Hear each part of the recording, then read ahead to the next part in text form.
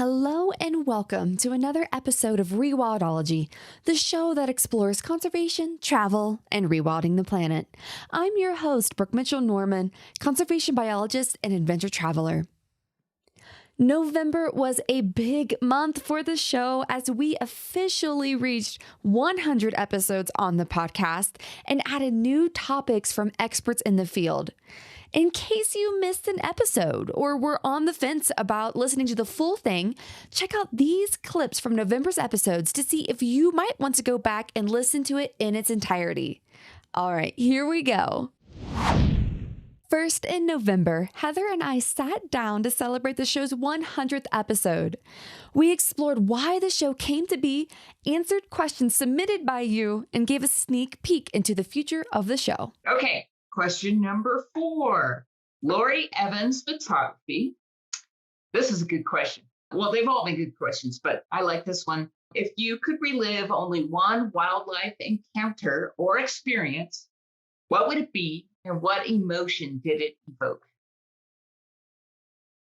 This is a great question. It's like a fun one to answer, you know? Yeah, because it made me really reflect and really think about, because I've been so blessed now with just the career I've chosen in my life to see a lot of incredible things.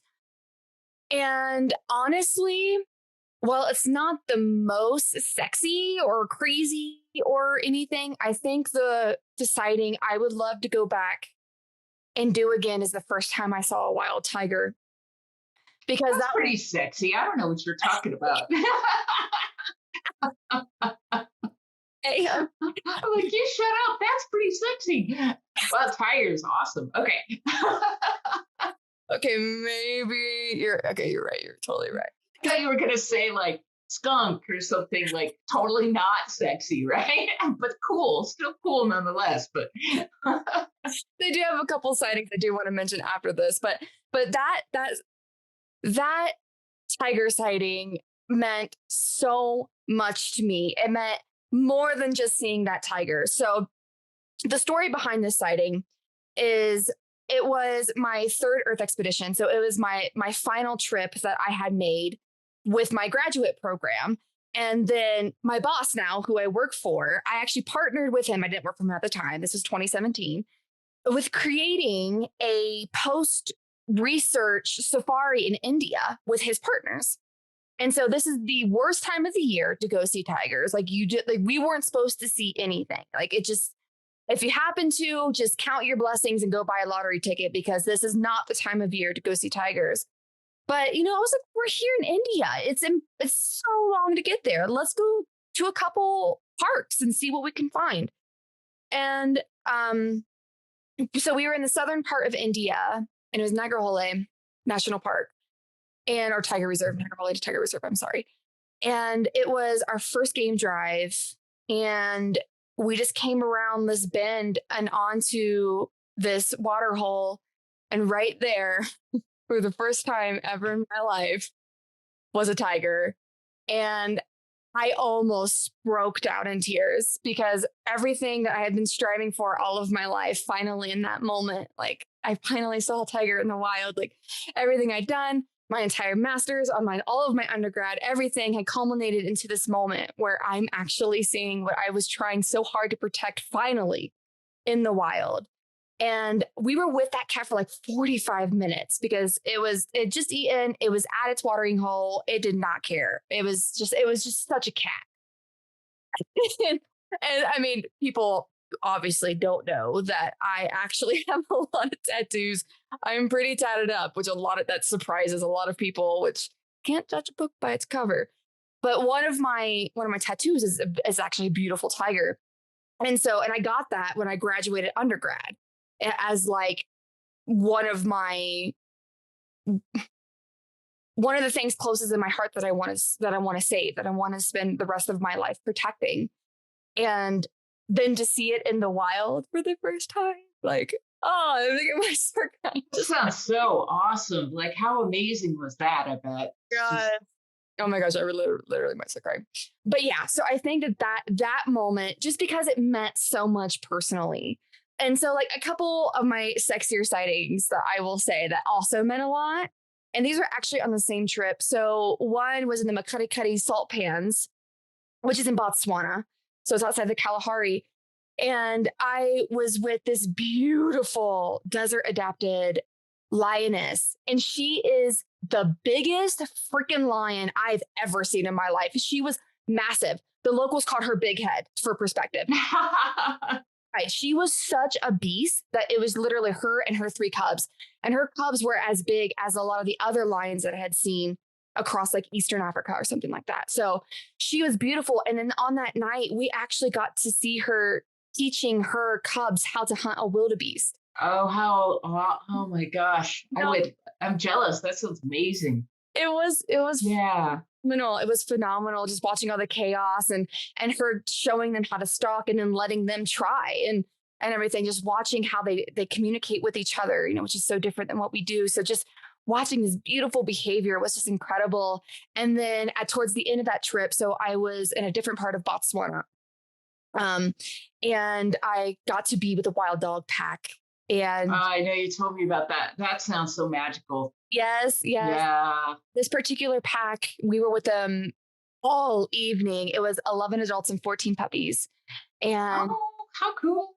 so many puppies. And then it was time to hunt. And so for 2.5 hours, we were with them as they were just going through the bush, chasing everything down. And then they did eventually, they were relentless. Like wild dogs are relentless. Like they didn't stop until they took something down. So they took down an impala. And yeah, that was absolutely incredible. And then after eating for a while, they called the puppies and we were there and like all the puppies came tramping through like the big grass and everything. So that was just, and then also too, like being like a predator specialist, like to see these interactions, to see these wild dogs, like that is so special. So to spend an entire evening with them was phenomenal. And I would love to relive that. I've actually posted like a couple of the puppy videos. And so have more. I should probably post them more. Yeah, we should definitely post them. That's so cool. I bet just watching them interact and communicate with each other and work together was just so amazing. I mean, I've seen videos of it in documentaries, but to actually see it in person would be amazing. Girl, we're going to, because you're with me now. So guess what? Hey, You're going to see all the things. But okay, so those were all of the questions. Now, I want to formally introduce Heather, because this is the first time your voice has been on the show, even though now for many episodes, you have had a very big hand in. So tell everybody, what is your background and why are you doing conservation now? okay. Well, so I worked in the video game industry for 20 plus years as a sound designer, a composer, an audio director. Next, we sat down with Sacha Dench, co-founder of Conservation Without Borders and mastermind behind the Flight of the Swans and Flight of the Osprey expeditions. Wow, that's absolutely incredible. And so, what issues were really brought to light at the end of your 11-country journey? So I guess since the film has already been out, like what was the conclusion that came from it? And did it have like the response you were expecting? Just like, yeah, how did it turn out for you?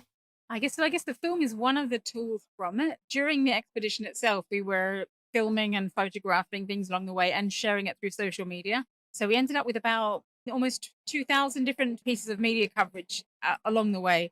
And those were incredible because certainly the ones that were, when it was local media coverage, people would hear that I was on my way or that the team were on their way. And they would come out to try and see us, to try and share stories. Or I would get on social media and tell us, well, my gran always used to like have swans brought home, or so-and-so says we don't eat this because of that, or the birds are too tough. It basically got lots of people talking before we got there, which was turned out to be really handy. But yeah, the film was made right at the time. We have actually just re-edited a film, which I think has a lot more kind of heart and more about the people we met along the way in it. So that is being entered into film festivals at the moment. But what were the key things that were brought to light? I guess there were quite a few. For me personally, the thing that I was very strong was I got to see many very real examples of climate change impacting species, but also stories from real humans. Up in the Arctic, because that's such an extreme environment, they are feeling climate change way stronger than many of the rest of us are. And so seeing how the very real examples of that. So for example, with the swans, you can see how the Arctic is changing fast. So what was flat tundra, getting more and more bigger trees there. So their landscape is actually changing really fast.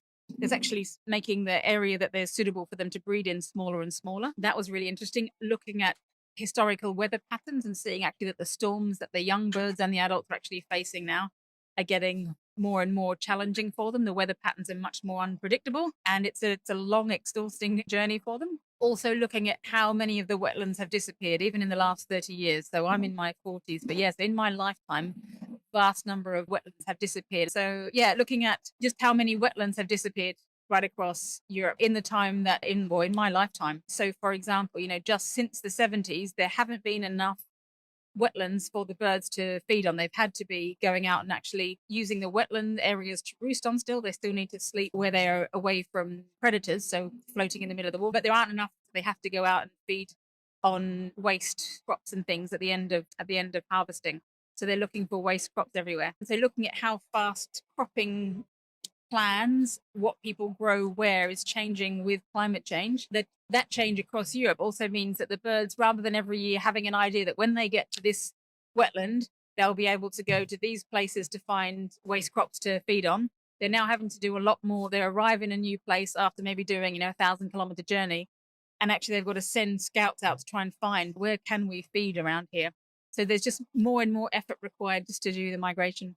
And then in terms of the people, for the people of the Arctic, hearing them, I once asked a group, what would you say to people who are cynical of climate change? I said to people back home, to them, and they rolled around laughing, saying, God, you're supposed to be the highly educated people. How can you not see that climate change is real? Because for them, it's the Arctic tundra kind of collapsing. It's the permafrost not being so high. So actually the surface level doesn't actually freeze as much as it would. And for them, that's their freezers. They've got holes dug at various places throughout the Arctic where they normally put their food, the reindeer meat or whatever, to keep it cool. For them, it's the tundra not freezing as much, so actually the food doesn't stay cold, and their food, it's the edges of the tundra islands and things collapsing because it's no longer frozen. There's big oil pipelines run across many parts of the Russian Arctic from their oil excavation activities, and those oil pipelines they sit off the ground on pillars. And it's a big concern for them is that when parts of the tundra collapse because it's no longer frozen anymore, the supports of those pipelines collapse and they break, and you get oil spills across the tundra landscape, which is where their reindeer need to feed. That happens frequently. And so seeing all those sorts of things where I understood climate change as a concept, something that was real, seeing very tangible examples of climate change affecting the animals, but also people, was a very powerful thing for me. It's another one of those unintended consequences that come from us trying to deal with climate change, is the impact of power lines. So all across Europe, as we've realized that we need to be moving to renewable energies, more and more wind turbines are being put up all throughout Eastern Europe. Now, for that power to get from those wind turbines across to the Baltic and elsewhere, power lines are being put in place, and they're above ground power lines right across towards the Baltic Sea. And that's basically lines that go right across the birds' migration route. It's not just the Buick swans, it's many other birds. And they're at a certain height. And you would think, well, what are the chances that birds actually fly at that particular height? When you're on the autumn migration, as I saw myself trying to follow them in a paramotor, quite often you get low cloud cover, and that low cloud cover forces you to fly at quite a low height. And as a human, I can look out for the poles basically between the lines. Now, a bird is not going to know to do that. And you might also think, surely they can see some of the power lines. And I think it's one thing for us to try and look at power lines from below, and then you see a dark line against the sky. But if you're at the height of the power lines or just above them against a dark ground, whether it's brown fields or green fields or whatever, they are absolutely impossible to see. So that was a bit of a realization for me to see just how big an impact all those power lines could be on the birds and why so many of them hit power lines, because they're kind of forced into flying at approximately that height on a regular basis. So I guess there were a lot of issues that were highlighted, but a key thing for me was that the areas where I could see solutions being put into place and solutions that we wanted to promote, it was normally an individual, possibly someone on their own, possibly someone in an NGO who'd stood up and just said, look, I'm going to tackle this, even if it seems big, even if I think power companies won't listen to me, hunters won't listen to me, I'm going to give it a go. It's somebody that just was brave enough to step up and do something about it, even if they weren't a biologist, even if they had no background in the issue, they had passion, they had an idea for a solution, and they were bold enough to go and have a go. Lastly, in November, we sat down with Daniel Skjeldam, CEO of the Hurtigruten Group, to discuss sustainable cruising. So, like I mentioned before, I am from conservation tourism, but I don't know as much about sustainable tourism on ships. So, what are some other big projects that you've all tackled? Like, how do you separate yourself from the pack on actually leading sustainable cruises? Just please, just spew all the awesome. Oh, yeah. Done. I will. Let's start with tech. We built the world's first battery-powered cruise ship. And we took inspiration from the car industry on electric cars. We took inspiration from the Norwegian transportation sector that's been heavily electrified over the years. And we wanted to bring this to our expedition ships. And we built the Roald Amundsen and the Fridtjof Nansen, the world's first battery hybrid powered cruise ships. We're retrofitting battery technology to our older vessels. So we're not saying, okay, this is only going to come when we build a new ship. We're also doing it on our older vessels, and we're cutting significant amount of emissions by introducing new technology to our fleet. And we also made an ambition, which is not going to be just a dream project. We're actually putting science behind a project now to have the first zero emission ship by 2030. Wow. It is not possible right now, but with technology development and the pre-project that we just finished with, we certainly believe that we will be able to exercise this by 2030. We made some conscious decisions. We use no heavy fuel oil, this syrupy toxic waste that fuels most of the world's cruise ships. We're actually advocating a ban on heavy fuel oil in the areas that we say. As I mentioned, we removed single-use plastic. We're very focused on creating positive value in communities we sail through, buying locally, hiring locally. We don't buy frozen food in a turnaround port way off where we sail. We actually source locally fresh food as much as we possibly can. We're supporting science. So we use our ships as a platform for scientists. We use our guests as citizen scientists collecting data. And actually, our ships have a consecutive series of data points on the water temperature on the Norwegian coast going back to the 1930s, which scientists can get access to. We want to create climate ambassadors of our guests. So when they return from these beautiful areas we sail to, they know more about them, and they also know what is creating the challenges in these areas and how fragile they are. And lastly, we also run land-based businesses. In one of them on Svalbard, which is as close as you can get to the North Pole. It's the northernmost city on the planet, Longyearbyen. We have hotels, restaurants, shops, tour operation. On this journey, we've had to overcome a lot of challenges. So Longyearbyen, beautiful place, is powered by coal.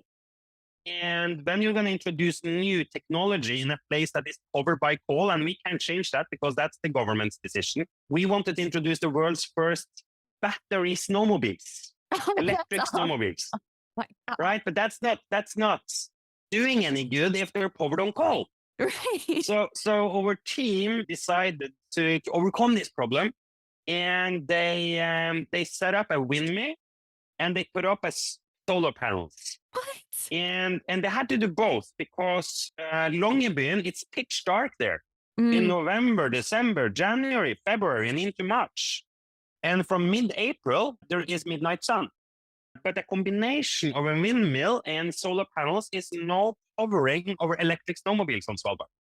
So it's all sorts of things across our universe where our people really, really make a fantastic contribution to make us as environmentally friendly as possible. But we aren't, our ships don't run on air yet.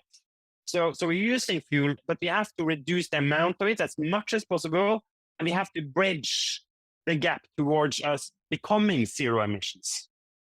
Oh my gosh. I want one of those snowmobiles so bad.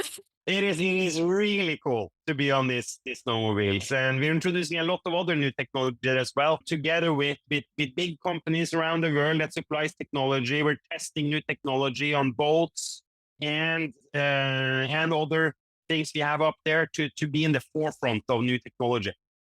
Oh my gosh. So where I'm at now, so before we started chatting, I was just telling Daniel where I'm located, and I'm right outside of Rocky Mountain National Park now. And the town I'm in, they like claim themselves as like the snowmobile capital of Colorado. You should try getting an electric snowmobile. It's a fantastic experience. And that is it, a snapshot of November's wide-ranging episodes. Hopefully one of the clips piqued your interest enough to go back and listen to the full episode. I know we'll sure be happy if you did. As always, we want to thank you for being a part of the Rewildology community. If you would like to support the show in other creative ways, there are several options to do so. First, some zero-cost ways to support the show, including subscribing to the podcast on your favorite streaming app, leaving a rating and review to boost the algorithm, which will present the podcast to more listeners, signing up for the weekly Rewildology newsletter at the website, subscribing to the YouTube channel, and following the show on your favorite social media app. If you'd like to financially support the show and help us keep these stories on the airwaves, consider making a monetary donation at Rewildology.com or purchase a piece of swag to show off your Rewildology love. At least 10% of proceeds from this podcast will be donated to our conservation partners. I'd also like to extend a special thanks to Heather Valley, the show's audio and video producer, for making the show sound and look awesome, and Focusrite for powering the podcast sound. If you'd like to see the Focusrite gear we use to record the show, head on over to Rewildology.com and check out Nature Podcasting under the Resources tab. Until next time, friends, together we will rewild the planet. Hey, thanks again for listening to this episode of Rewildology. If you like what you heard, hit that subscribe button to never miss a future episode. Do you have a cool environmental organization, travel story, or research that you'd like to share? Let me know at rewildology.com. Until next time, friends, together we will rewild the planet.